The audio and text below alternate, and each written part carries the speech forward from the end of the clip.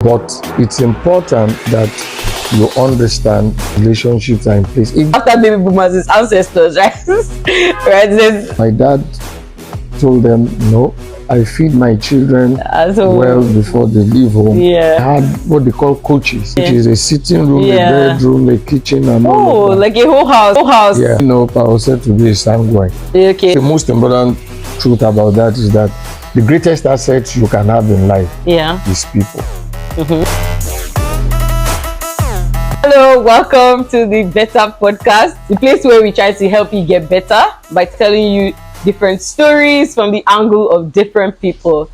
Today, I don't know if you can tell. First of all, I'm wearing Ashoebi with the person that we invited today. I don't want to spill the beans very early. I'm extremely excited because the person who contributed a very large amount to the creation of me, this human being in front of you, is here on the podcast today, right? But also, he is one of the most kind, one of the most amazing, one of the most resilient, hardworking, reliable. I don't know, there's so many words, right? And he's also a man of God, man of the cloth, right? But we have none other than, I'm going to do his title first, Reverend Akintola Oni, but also my dad on the podcast today. Please, I went into the chat box. Let's see how excited I am. I'm wearing Ashoebi together today, right? Unplanned. Anyway, he's here today. He's going to be talking, or we're going to be talking about relationships. And this is important. I need to know this because this is the person that, yes, I'm like the, what did they say, the Indaboski in my family, the one that went right. But this is the person that would definitely have made me calm down if there was any calming down to do. I'm the person who is able to keep relationships that last over the span of like 40 years, 30. You know those people that you say, I've known this person for 30 years, right? Or the fact that I have a name, right? I can go out and I can say my name is Oroluwa Oni, and there's somebody who asks me, are you Pastor Akintola Oni's daughter? The reason why they're saying that is not because he's a pastor, but it's because he probably has a relationship with them, their family members, right? He's somebody who is able to keep relationships for long periods of time, for the span of his years, and he has been able to do it so effortlessly. So we want to know his background, we want to know his full story, we want to hear the full gist. I want to learn how to become better at keeping relationships just by his story. So, say hi to the camera. Hi. Good afternoon, everybody. Good afternoon. Welcome to the podcast. Welcome to the podcast. And he's a solid baby boomer, right? So, thank you for the privilege of inviting me. We're very excited to have you here. Okay, so hi, Dad. Hi. Okay, so the first question I want to ask you is, I always ask this question because I feel like it reveals a lot about everybody, right? What do you think, and I know you are much older now, but what do you think is your earliest childhood memory? Earliest childhood memory? Yeah. Probably growing up in my primary school days. Yeah. I think I have quite a lot. So will you just tell us one outline story? It can be for any story. Okay, I grew up in a big family. Okay. I think we're supposed to be 15. And guys, did you hear that? 15. And I think I'm number 9. Wow. 15. Wow. So you're the middle child. Yeah. And my dad was while I was young in that age, Dad was a traveling man. Was always the nature of his job was always traveling. He worked with the Nigerian Railways, was an engineer with the railways, and so he traveled different parts of the world. But one thing that he did was to keep a tab on the family.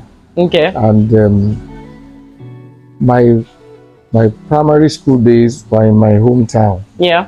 And I remembered how primary school days were in that time. Yeah. Where my house was almost, my school was almost across the road to my house. And we had some strict routines. Okay. Wake up in the morning, have breakfast, Yeah. get ready, Yeah. and never going to be late to school. Okay. And then, of course, come back and follow another set of routines. Okay. There's this thought that came to me. You are talking about childhood memories. Yeah. Then they used to sell food in the school. Okay. But we never used to buy food in from school. Okay. Because breakfast was bread, cornflakes, blah blah blah. Yeah. And then by the time school was over, you come back home and you have lunch. And I remember those food sellers. Sometimes they have the leftovers. They didn't finish their food. Okay. And teachers, I don't know, I guess they bribe their way. Okay. They compel the teachers to compel the students to come and buy. Okay. And my dad told them, no, I feed my children well before they leave home. Yeah. And when they come back, their lunches, so don't put them under that any pressure. Some of those things. Of course, we also had teachers who are more like families. One of my good friends in those days, his mom, in fact, two of them, their moms were our teachers. Okay. So you had like family in school. Family and school relationship with them. Then life was quite competitive at that time. Okay. One of the things I remember is that you must be in the first 10. And we used to have weekly tests. Wow. And so it's sad if you didn't come. I can't remember how many times, and this is being sincere with you, that I wasn't in the first 10. Oh, really? But I can remember one occasion that I wasn't. You wasn't. And then you got in trouble, right? And I can tell the things that happened on that occasion. Oh my God. But generally, we do that. And so and the challenge is, in my class, we could be 4 first positions. So the next person is going to be automatically 5th. Oh. Because if there are 4 people who have first position, then the next position is not second. Oh my God. It will be 5th. And if there are 3 people that had second position, you go to 7. Oh my God. So it was that experience. That's actually those are some of the things that we could. And then, of course, we look forward to long holidays when we now travel to visit our dad, wherever he was. Oh, really? We'll be in the train. Those trains, they had what they call coaches, which is a sitting room, a bedroom, a kitchen, and all of that. Like a whole house on the train. And that's how I got to know some parts of this country. So you traveled a lot, traveled everywhere. Love it. And that's why you still like traveling a lot. I still love traveling. Because that's my number one hobby. Okay, so I mean, there's a lot of context that you brought in. I'm thinking about our topic today already, because you've spoken about like having a big family. Yeah. All right, and having a big family also means that you have to like deal with different characters and different types of people. Yeah. You've spoken about also your relationship with your dad, where like your dad was traveling a lot. He was seeing a lot of other things. I'm pretty sure that he was also bringing like the perspectives of like seeing a lot of things. Like somebody who travels a lot knows a lot of things. Like exposure is what I'm talking about, right? And then you're talking about school and how, like, of course, Nigeria was a bit more communal at that time, where you have teachers that your family members and stuff like that. Was more responsible to the people, so they provided us with so many things. You didn't even need to look for a private school in my time, because the public school was already. The public schools, they were just good enough. Exactly. So I want to bring it down to like after you left school. I mean, of course, you got to like the tertiary institution. Thank you. So university and stuff like that, and you started having like, of course, you would have had friends from primary school, and I know that you guys have a WhatsApp group, right? We'll get to that. But you went to university and you had relationships with other people and stuff like that. Was there ever a time where you noticed that you were able to keep relationships more than the average person? Was there a time that you ever thought about it in your head? Oh wow, it seems like I'm able to keep more relationships than other people? Well, I think growing up, like you said, I'm coming from a big home. Yeah. You had to learn how to manage different emotions. People. Then I think our personality yeah, comes to play. yeah. It's even now that if I said that, somebody might question it, but growing up, I was said to be a sanguine. Okay. So I was Very that this outspoken, outgoing, people and connection was natural for for me. you. Okay. And I still have relationships that started in primary school. Exactly. Then a large number built in secondary school days. Yeah. And then on and So on to your tertiary. like that. So I think connecting to people, Yeah, having has always come relationships, naturally for you. it comes naturally for me. Okay. And I just built it Over the years, right? But if you would say that there's anything that somebody would need to be able to keep, for instance, a relationship from like a young age to an older age, like to keep a relationship for a longer period of time, what would you say? Even thinking about it from your natural point of view, right? What would you say that is? Well, I think the most important truth about that is that the greatest asset you can have in life, Yeah, is people. mm-hmm. Well, you grew up around me, Yeah, and one of the things you would notice is when you ask me for some things, you always have. I will always say, "Oh, okay, This person person can do it. solve it." Yeah, Or go to this. definitely. Young people call it your plugs. Yeah. Now I have tons and loads of those plugs all around me, because at each stage and at each level in life, I have met with people, and I have kept those relationships. Yeah. And so it's important that you know that people ought to be valued, and that they are your assets in life, and that if you ensure that you put value on people, it will help as you grow in your journey of life.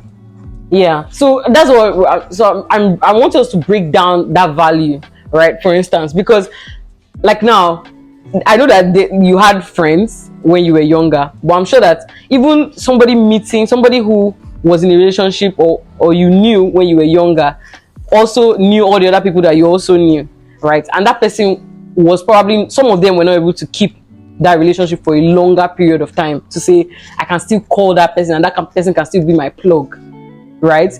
And it's usually because, you know, of how maybe you treated that person or how that person has felt around you to say, okay, I can still talk to this person, and in which case you can also like get an asset, like you can also get things from that person because you know that person. You know, like how when we see maybe a popular person online, maybe we see Fashola, people went to school with Fashola and they say, you know, that was my classmate, you get. But very few of his classmates can actually call him and say, Fashola Alpha, you know. So I'm saying, what do you think is that thing that you need that you can still keep that relationship over a long period of time? Is it that you need to keep calling the person?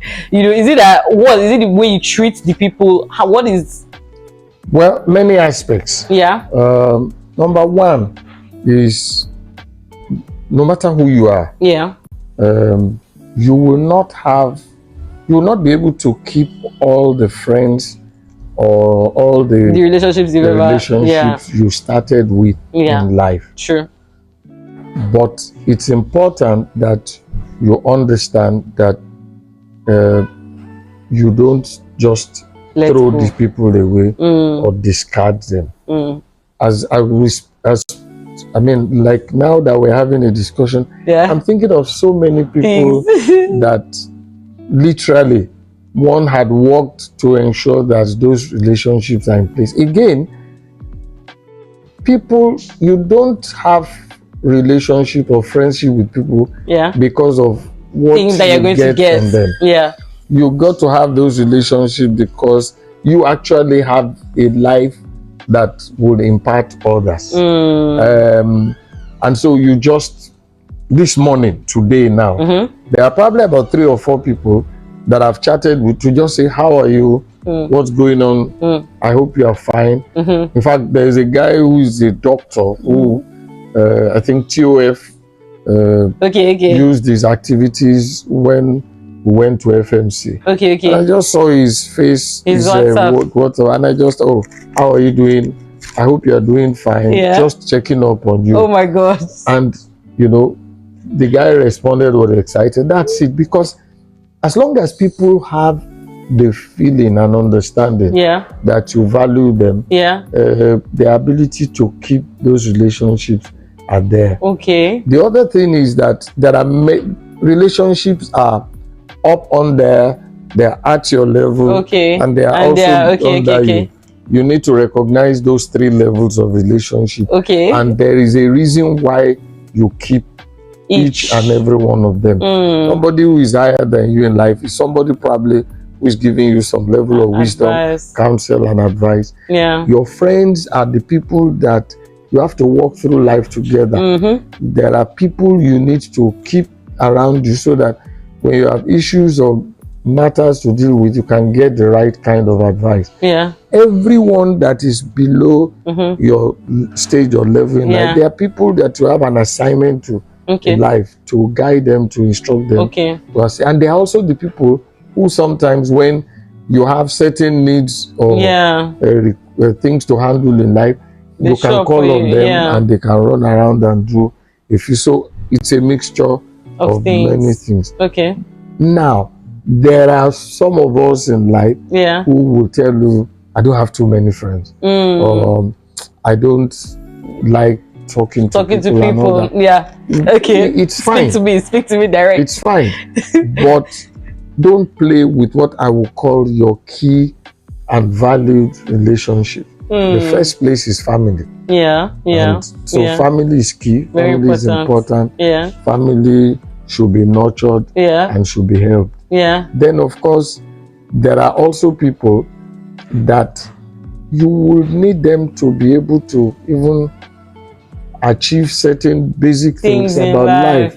And so you are always in touch with them. It's all about just caring for people, being concerned about people, and then ensuring that you invest in the goodness of others. I can tell you stories of many people that probably all I did was to be there for them at very key moments in their life. Some of them, maybe over time, they've walked away. We didn't even meet for a while, but it plays back later in life. They will now remember. There's a story I read, I couldn't believe it. A very important man of God in this country. And they were asking him the story of his life. And it was interesting that he was writing, and then names like mine came up because at a younger stage in his life, in his formative years, there were things that, people like us invested in, which nobody, I would have assumed that such a person would not even talk about it. I'm not even thinking it's about remembering, it's about acknowledging. But when I saw it, I was surprised, I was thrilled, I was even wondering, so this person still remembers this aspect of life.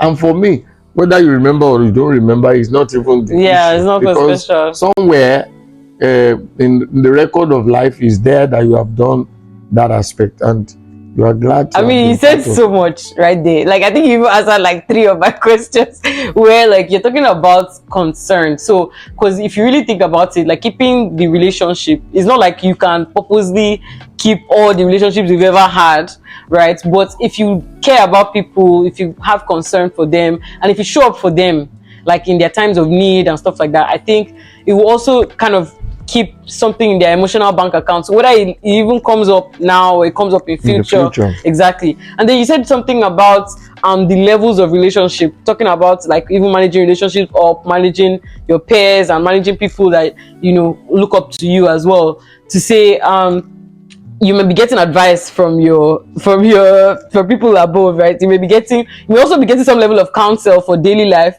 with your friends, and then down you're also thinking about, even there's some level of counsel that you'll be giving, and then some level of stuff that can be done. But I'm just saying that thinking about it in all that sphere, the one thing that holds true is care and having a way of impacting those people, right? And then you were talking about like the type of relationships that you shouldn't play about, like your family and then your close friends and stuff like that. So now I'm just going to dial back to family, right? Because like you said, we have a big family, right? Thinking about it, 15 children from the Oni clan, and then even from the other side is a lot, right? So, and we just recently opened a group and I find it very interesting. I actually go back to go and read everything that you guys are writing because I just find it so cute. Because we're on the same group with you, because usually in every family group now there's this generational divide and everybody's separated and everything, so we don't get to hear your gist, and I just like seeing you guys like the BCs you send and everything. I'm just like, this is so cool, like that we get to see this, right? Because Uncle Lawal with the poems and and what I'm trying to pick from there was that you were talking about the bridge, right? And we've always called you the bridge in our family, right? Because you said you were the ninth child, for instance. So you have like older siblings that their kids are even almost close to your age. And then you have like younger siblings that are way, So it's also that space where you were a bit transgenerational, right? There's even I don't know what's after baby boomers is ancestors, right? Right? There's the next generation almost in your generation, and then there's us, like the grandkids, and you've always been the dad that was able to relate with the grandkids. Like I can tell you for a fact that even like them Lola, when I stayed in Abuja, and even everybody like Uncle Sefi, like that's Stella's kids had stayed in our house. At the full group had stayed in our house. Who else? What other? Even from the Akindoju side, you're still the kind of person that like most of us can relate to, and still, do you understand? Even though you were way older than us, and you could get our jokes because you also like go online and everything. You're the cool, all cool. You're the bridge. So thinking about the bridge, right? I know you're also strategically positioned to be the bridge, but it's also a personal choice, because there's sometimes I always feel like, how do you know this thing? Do you get what I mean? Like, how do you even get? Because I now have to go to TikTok, or like the jerseys in my organization, I'll be like, guys, what does this mean? And then I'll ask you, and then he'll be like, I know, or he'll be talking about musicians that are new, like 2025 musicians, and I'm like, how do you know? Right, all these things. We'll segue into the part of the pastor, but like, why is it just your curiosity? Because I mean, you study history, so you're a historian, you like information. Is it because of your curiosity, or is it because you personally want to connect with young people? Why is it that, how are you able to sufficiently stay in the position of being a bridge? The statement, or that cliche, or that word you just used, in church, and I'm talking in my ministry, the younger pastors still call you the bridge as well. Call me the bridge. Okay. Then when they want to make a joke, there's one of them who say Baba our boys. It's like, Baba for the boys. Okay. What I realized is that there are some principles about life that I have. In the church I pastor, if you are old, if you are young, if you are rich, if you are poor, I want to have access to all of you. So, in fact, I'm sure you know this lady called Gift. I'm sure that there are folks in church who can get jealous of the kind of relationship and closeness I keep with her. And that's just because, first of all, people are people, and if you work hard at it, you can actually get the good in everyone that is around you. Then for me, I don't know whether it's work or ministry or whatever, over a period of time, I've realized that access to people brings a positive side to life.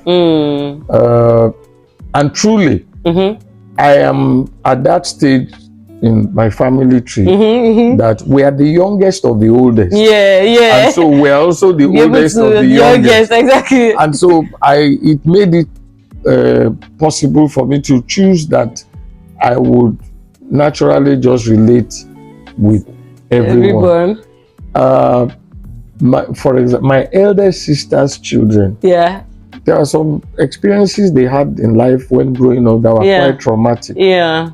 But their mom was somebody that was also very close to people like me. We were so young and down that there, time. And they took good care of us.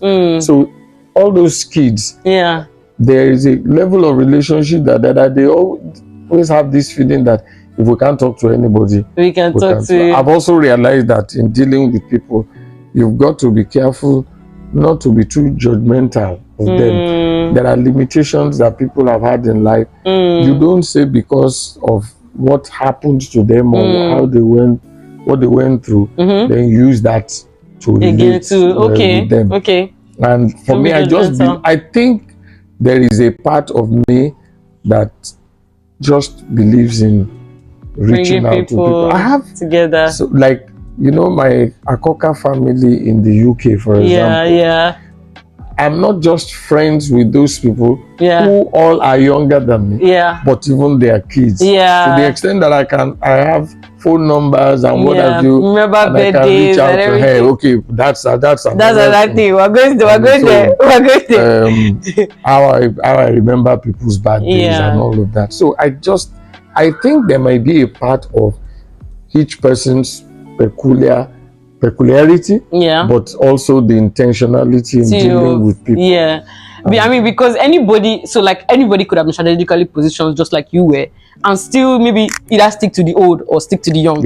You know, so being the bridge is a choice. It's like it is. My elder brother is a very strong personality, and all that. But I can look back now at times when we will say, talk to this, my kids, do this for me. Didn't you see what this fella did? And all that, because he will say to me, you seem to understand all the one that are able to talk to them. So, so we're going to break that down a bit to say, like, it's an emotional thing. So now there are big names for it. They call it diplomacy, they call it EQ, they call it, you know, and you are talking to the kindness and the care part of it, and even the personality part where you like to bring people along and give people access, and you've seen the positives that it brings. But to say that, like, having that EQ when it is tough now, so to think about it like you're a pastor, for instance, and you've been a pastor for a long amount of years, right? So being a pastor means that you get to experience people every day, different types of personalities, right? And people would have shown you shaggy, right? So how are you able to keep your cool? I can give like a very strong example of like one time when somebody was talking and I was just like, can't you see that this person is old enough to give birth to you? Like, how dare you? You know, and me, my own strong personality is like, ginger. And you just calmly told that person, oh, this is not okay, and you moved on. So I want to know, like, because I see that people even, so being the bridge now, you said even in church, right? Yeah, the bridge. And being the bridge also means that people also want you to be the one to take front in terms of conflict positions, because they know that you're able to handle the situation. So how are you able, and I know there's a personality aspect of it, but apart from that, what do you think people like us need to do to be able to handle conflict situations, handle people in a very diplomatic and emotionally intelligent way? To be sincere with you, there are some things you can't change about people. And there are certain things you cannot, not everybody will do the same thing the same way. When I became a pastor, I've been a pastor for a while, but when I became a pastor in my ministry, I sat a number of times around my senior pastor's wife, who actually became like my own pastor. And one of the things I noticed is people will come for counseling, and they are talking for the next 30 minutes, and she's sitting down there. I have seen through that conversation, and I can almost tell what the solution should be said. And I'm just amazed. Why is this fella sitting down and listening to the whole thing? Until I realized that sometimes it's not even what people are saying that is important.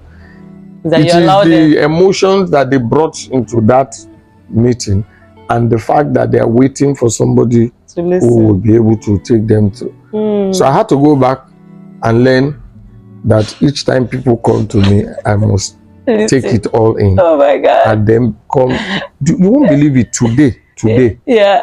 As early as something to 8, maybe 20 to 8 this morning. Yeah. I got a phone call from outside this country, from America. Yeah. And immediately I knew this person must have something that she wants me to get involved in or look into. Okay. But I was about rounding off my prayers. My phone was still on silent, but I just saw that this thing was vibrating seriously. I sent a message, I'll be done with prayer and I'll call you back.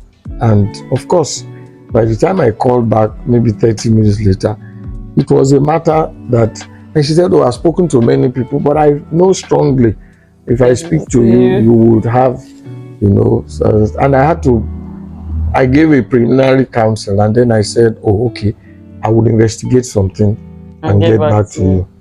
So the truth is that I've learned through mentorship. I've also come to understand that as a leader, you have to understand how people feel and what to do.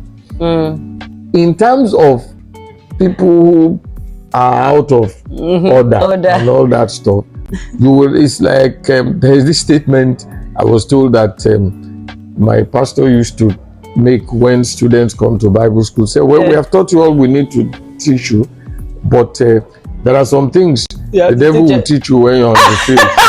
You know, and what he's saying essentially is that it's the reality of life that will bring those, that will give you those. So again, in pastoring and leading people, you come across different characters. So you begin to learn how to deal with each one of them, and you will find out that, for example, one of the things I learned about life is there are people when I want to correct them, I will take time and explain. There are some I will sharply rebuke because that's the language that will deal with them. So, you know, as you navigate that area of life, you begin to learn how to relate with everyone and what to do. Yeah, that's probably my own perspective. Wow. I think I like the angle of like, so being a bridge and everything is one thing. Managing the relationships hasn't to do with listening. Like listening being like the number one thing, to hear what people and let them drop their emotions. That's like a thing that probably we didn't think about, like in just even relationship management and stuff like that. So I mean, that's a simple thing that anybody can practice, right? So we've spoken about all the different angles. We've spoken about like childhood and maybe what kind of sets up the trajectory for the type of person that you are. You have your personality angle to it. You have the fact that you care. You also have the fact that being a pastor, of course, means that you kind of have to accommodate people more. Of course, but there are pastors that are not accommodating, so that was also a choice, right? Listening to people, caring about what they want to do and helping them, being impactful towards them. So anybody now who is struggling, right? I feel like maybe you can tell us a story of any time when you really found it, like you felt like, I don't know whether the answer would have been maybe you cut off the relationship, but you felt like this relationship was not, as in you've used all the methods of emotional intelligence, you've done all the good stuff, and this relationship was not helpful to you, right? This relationship needs to be, you know, removed, sidetracked or something. At least it needs to be ended. Can you just tell us like a story about like, okay, what caused that kind of thing? Do you feel like, what do you think is like the limit that people can have or give to people who are maybe taking their relationship for granted or stuff like that? Like, what do you think about that? Okay, fine. There are problematic situations. Yeah. People who have challenges, whom you want to help. Yeah. But they're not willing to help themselves. Maybe, like you said, stories. I will just give you like 3. I found myself in a space where I have had 2, 3, 4 people who went to school. Yeah. And they didn't graduate. Yeah. And they actually didn't tell anybody that they didn't graduate. And I get to know about it. There's a particular case right now, and the guy is having to go back and work at it. Okay. Then there's one of my sons who will know, who is in the America now, Seth, who had that kind of situation, and then was able to eventually sort it out. But I would dislike to keep a relationship with somebody that you are helping in that kind of situation, but they are not willing to help themselves. That's a very the other relationships I find not too good are people who only remember you exist when they need you. Parasitic. And what I do for such people is I don't like to I won't want a situation that I will be tolerating that and then just continue. I will just like, I mean, it's funny how some of these things are. Just today, somebody just sent me a message. Pastor, it's my wife's birthday on so. Please call her and then send her money, and even send her account number. And I didn't have a problem with that. What I had the problem with is that throughout this year, this person has not said good morning. Then you come to me with that kind of whatever. So I don't know what happened, but I just I could ignore it. But I now said, we are not helping this person. So I now said, I said, my birthday was a week ago, and you did not say hi. But now you want me to? He said, I'm sorry, I didn't know it was your birthday. So now this is the point. If I value you, I will find out some things about you. And if I need you, then I will also be somebody who would has a relationship to even do that kind of thing. Of course, I can give. So meanwhile, somebody celebrated birthday a few days before me. I missed the birthday. But when I came back to town, I could envelope money and I gave to the person. Exactly. Why? Because of the way that person has carried that weight of relationship. I think the last group of people you should cut off from your life in terms of relationship are people who they are not adding value. They are probably a pain in the neck, or they are living a life that is not good. Connecting you with such a person will not be a good thing. Okay. And you just don't. Oh, that's beautiful. Okay. So people who of course the parasitic relationship thing, people who want, like, they're not willing to help themselves, they're not willing to grow or do anything. And then people who I was trying to remember the last their one. Lifestyle is your lifestyle is not congruent. So that's I think that's very clear. So so I feel like we've gotten a full rounded picture of like this whole relationship thing. I feel like I didn't even see all these things coming, because usually like people will say the motivational aspect of things, but it's just more like care and love and just being empathetic towards people and allowing them to show their emotions that is kind of stronger. So I think the angle I'm just going to go is, what do you think? Like somebody who is now just maybe starting their journey, I feel like the older I get, the more need I feel to build relationships. Like the more I want to do it. You know, like it doesn't come naturally to me, but the more now I put like things in place to say, okay, let me call this person, let me put an alarm to this thing, or let me even do their birthday. Like even if I don't talk to them all the time, let me greet them on their birthday or send them a gift. Like that's something I started doing this year, where like I started trying to even send gifts to people that are not my family member, because that's something I used to do before, right? You know, and it's just the older I get, the more I reflect on it, and the more I think that, wow, these relationships are worth keeping, right? But I'm saying somebody who is starting off in life and just wants advice, just wants to know like what's the 101, what's relationship 101. I just wanted to look into the camera right, and tell this person, what do you think you want that person to get? Well, number one, everybody has to be himself. You have to be yourself. Don't go over the board trying to please people or do things that you cannot sustain. But first of all, when there is self-awareness, who you are, what God has gifted you with, the area in which you are able to be, you are able to invest in others, or what values you carry, or those things that make you you. Try and now learn how to take advantage of those things in building the relationships that you have. Over time, I find out that if I'm in a group and I am not contributing positively, I'm not bringing ideas into the place, I don't feel that I'm useful in that place. So over a period of time, in fact, it's likely that people will wait to know what you are going to say in dealing with those issues.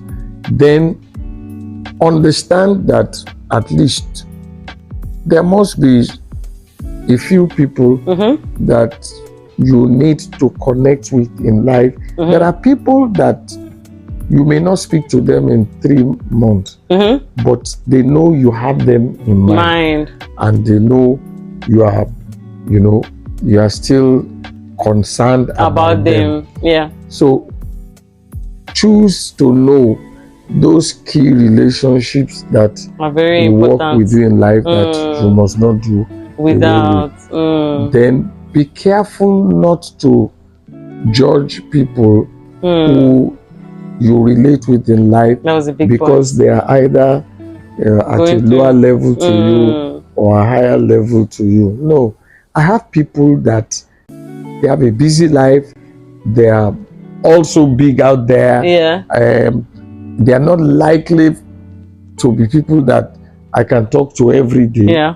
But it will not happen that in the course of 1 year, I won't have reason to make sure that there are touch points in our relationship in the course of the year, and you leave it there.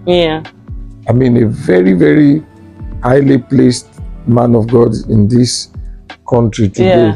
I think sometime end of last year, I got to a point I needed clarity on some issues. And even to reach him was a big deal. But one good thing I have developed, that he has developed, is we can send these other text messages, and I know within a day or two or whatever, I will get the feedback. And I said, oh, you are so busy, I don't even know how to be able to catch up with them. And he said, it's true that in fact, as I'm speaking, I'm out of the country on my way. He said, but we can do a FaceTime if we can agree a time, and we did. And we sat down there, and probably like about 40 minutes, I could be able to ask those questions. Now, people need to know that you are still key and valuable to them to be able to be able to do that with you. Make time for you. So, and as much as you need people also need you. And so everywhere you are, there will be a balance in those areas. And I learned something a long time ago, that you probably need just 4 people away from just 4 people away from 4 people away from Oshibajo and the president. And those in fact, when Professor Oshibajo came to our church, it was just because of that mindset. I've had lots of things like that, top people like that that I'm able to reach, because I have one person or the another person that can reach them. And yet, it's also because the relationship with those people has been well maintained over a period of time. And that's it. So let's just end with a story, right? I don't mind any story that just comes to mind as I ask this question, where like any story of any relationship that you've had, something that happened just random that you didn't expect, something surprising, anything. Oh, there will be quite a number. Just give us one. If you remember. Relationship that interestingly, okay, let me I was going to talk about my pastor. Because I got to know Bishop Mike because Auntie Ngozi, that you know very well. We were both youth corpers several years ago. And then it was because of a man of God that was close to me. Yeah. That we were visiting Lagos. Yeah. That we got to, and we used to travel together. Okay. That we met her husband. Yeah. And that relationship developed. Then the husband now, unknowing me, was now the one who one day just held me by the hand and said, and took me me to Bishop Mike and Bishop Peace and said, this man is a pastor. He's a pastor. You people should find something that you can do, give to him. And I was in the banking industry, busy life. So they gave me a cell fellowship. And then the cell fellowship became so big that we started a church through it. That's how I met the late Pastor Taiwo. That's why I met Reverend Clem. Wait, Pastor Taiwo, was he in the fellowship? He was, yes, he was in church. Yeah, because he was in church. So he was like a zonal leader who used to go around. And then they came to my fellowship and said, this one is not a fellowship, but this is already a church. And that's how we started Ojodu Church. Wow. So relationships, sometimes just like that. Oh my God. I remember when I came to know Bishop Mike and Peace, that they were living in a place that we didn't have access to going in there. Yeah. But at the door of their house, once every month, my late wife and myself will go and drop a gift there. Oh. And go away. And we don't even care whether they know who brought it or who did not bring it. Not knowing that years later, relationship will now develop to that level that one would now be traveling with them even to different parts. Wow. Oh my God. You did not teach me that one. One of the most interesting to me happened last year. Yeah. I was sitting at home and I got a call. Yeah. And then the people had to introduce themselves on the phone. And it was a girl that was worshiping with me in church. Okay. That was brought to me by Deacon Adetola and his wife. Okay. And they just said, this girl is worshiping. Pastor, please help us have an oversight over her. And the girl worshiped with us for several years. Okay. Until one young man from Redeem just showed up and said he wanted to marry her. And I drilled the guy's scrutiny, like I always do. Yeah. That everything worked out. They got married. And I didn't know. Over a period of time, they relocated to Canada. Okay. And that day, they just picked their phone and said, I think the girl began to say, my foundation in life was through this guy. We need to find him. And then they called me, and they greeted me and all that, and introduced. I said, And then they told me they were in that place. And you can't even imagine. The next thing they said, sir, we want to send money to your account. And I'm like, from where to where? And I have tons of those kind of stories of people who, by investment in relationship with them, somewhere along the line, they just remember, this is the man. Yeah. I have a very touching story of a young lady who wrote something my birthday last year. Yeah. And she said, this is the man that my foundation of my Christian life was through him. And so if I'm counting fathers in my life, he will be one of the key people I will mention. It's even the most rewarding part of pastoring and ministry.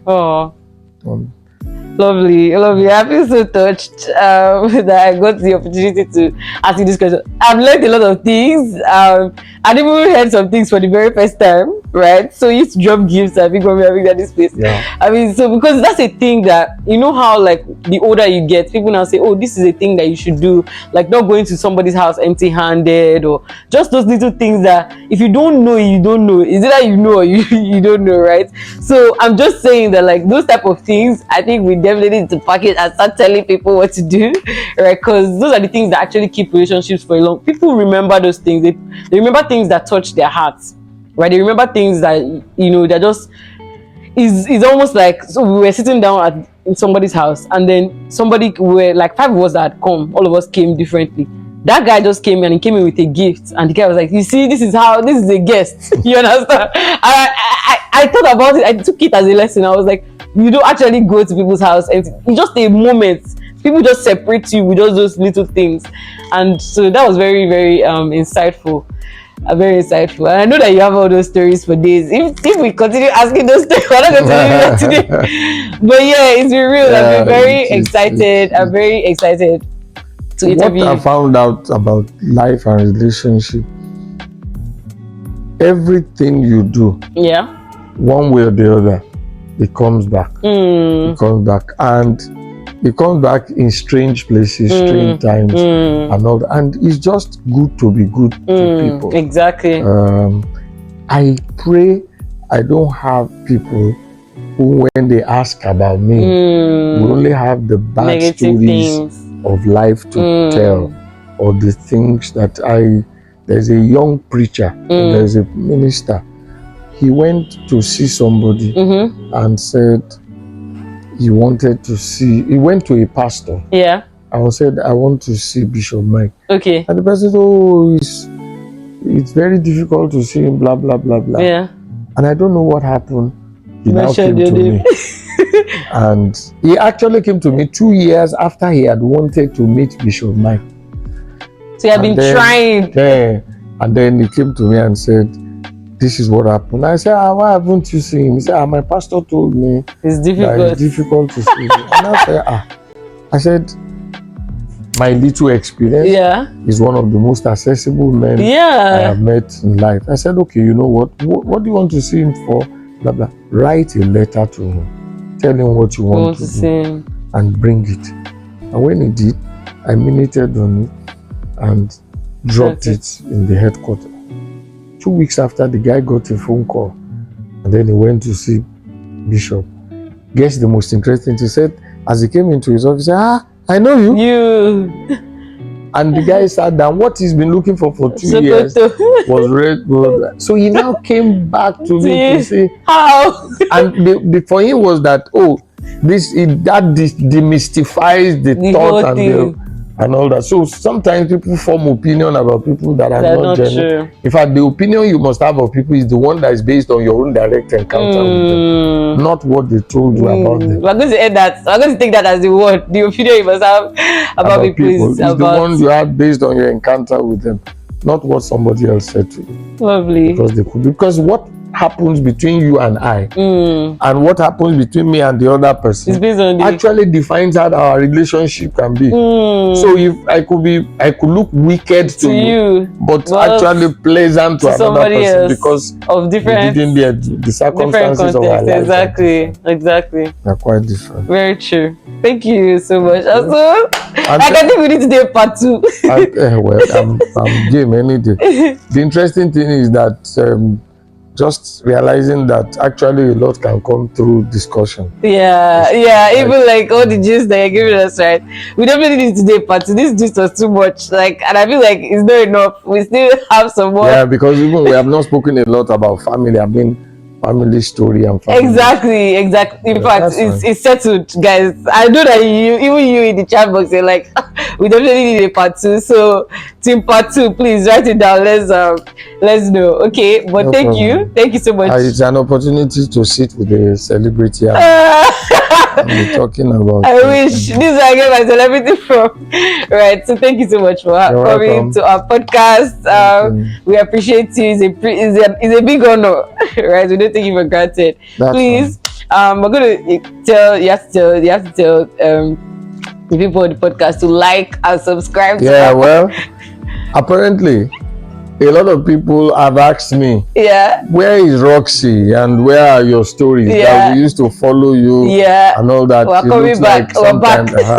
So please, I plead with everyone on the podcast, please like, share, and subscribe to this channel.